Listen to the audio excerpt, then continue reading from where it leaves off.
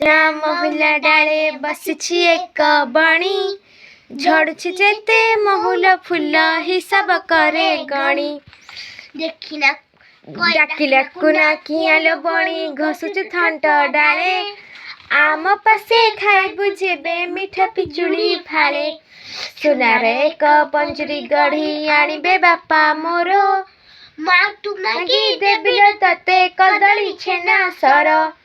ସୁନା ଗିନାରେ ଦେବି ମୁଁ ପାଣି, ରୂପା ଥାଳିରେ ଭାତ, ବୁଲାଇ ନେବି ମେଳାକୁ ତତେ ଦେଖିବୁ କେତେ ଜାତ।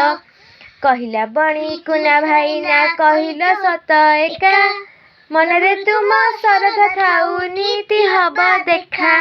ଗଛରୁ ଗଛ ଉଡ଼ି ଉଡ଼ିକା ପାଉଛି କେତେ ସୁଖ, ଆକାଶ ଥାଇ ଦେଖଇ ମୁହିଁ ଜହ୍ନ ମାମୁଁର ମୁଖ। ବୁଲୁଛି ଖାଇ ବଣର ଫଳ କେତେ ଯେ ମିଠା କୋଳି, ଗଛର ଡାଳ ପବନ ତାଳେ ଖେଳଇ ମୁହିଁ ଦୋଳି।